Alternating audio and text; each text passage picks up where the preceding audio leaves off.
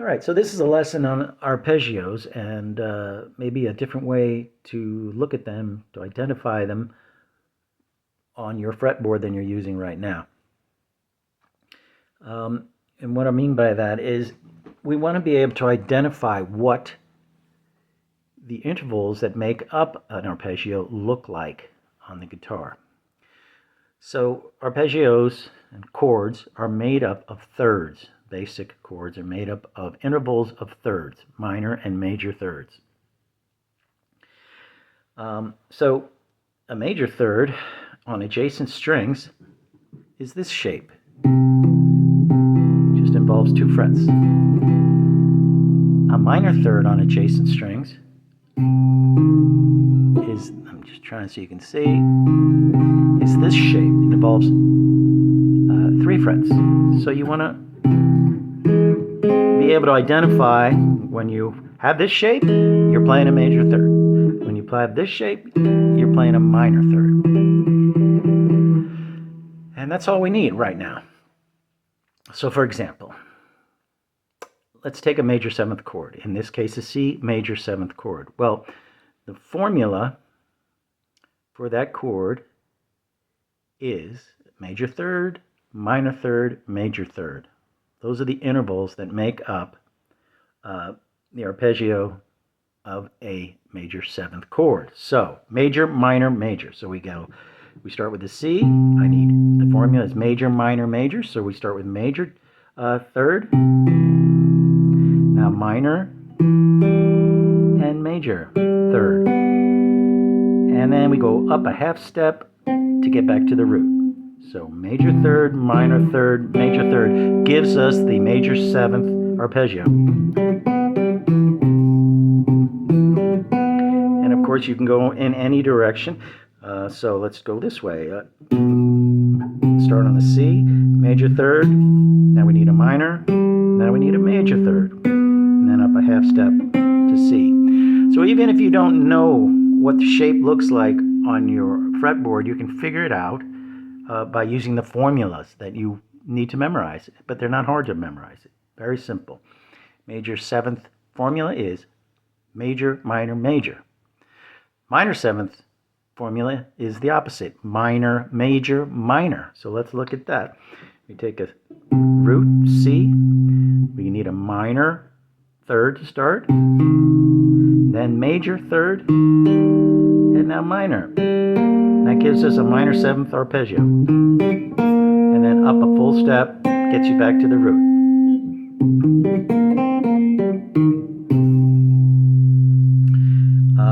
It's also important to know what the intervals look like on the same string. So for example, that chord was minor, major, minor. So let's do it on one string. We go minor. Now that's what a minor third looks like on the same string. It involves 4 frets. Now we need a major. That's going to involve 5 frets. We need a minor again, 4 frets, and then up a step to the root. So, you can, let's do it this way. That shape gives us the beginning. Now I need a major. Now I need a minor, and then up a step to the root. All right. So now dominant 7, like a C7. That formula is major, minor, minor. So if you know that, you just do your major third, minor third, and minor third. That gives you a C7 arpeggio. And then up a full step to the root. Okay. Let's do that right here on this same fret. We go major, minor, minor. And even if you know your shapes and your arpeggios, when you're playing them, it's good to slow down and look at these intervals so that you can recognize them, what each chord is made up of. Okay, and then next would be minor 7 flat 5. Well, the minor 7 flat 5 is made up of minor, minor, major. So that's the formula for that. Minor, minor, major, and then up a step to the C. Minor, minor, major, up a step to the root. That gives you a minor 7 flat 5 arpeggio. So let's do it this way. Minor, minor, major, up a step to the root. So if you know the formula for the chord, it's easy to figure out where to go.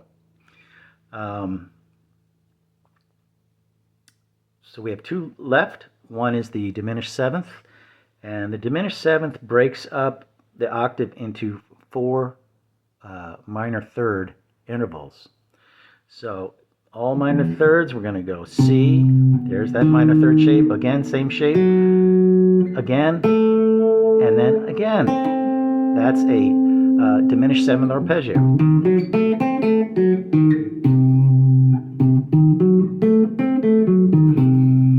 Just using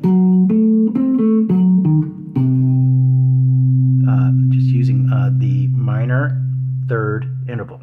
That gives you the diminished seventh arpeggio. And then lastly is the augmented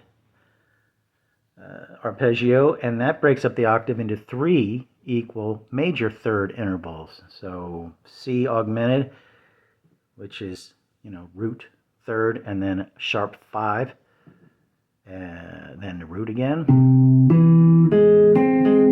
So we go major third, major third, major third, back to the root.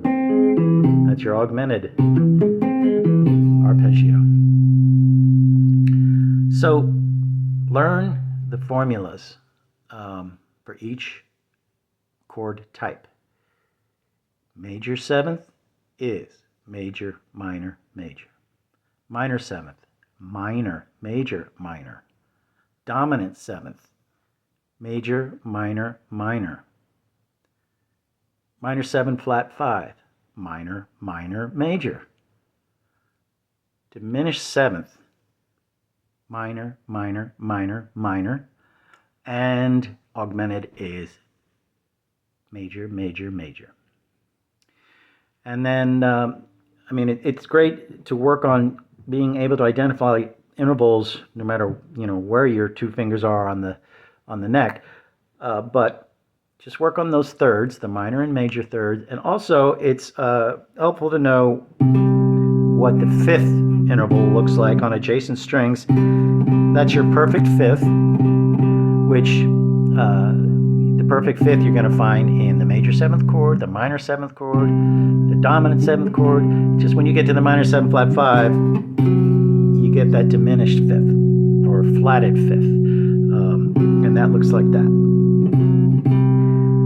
But don't worry about that too much. Really just concentrate on the minor and major third shapes. Minor, major, minor, major. And I think it'll help you.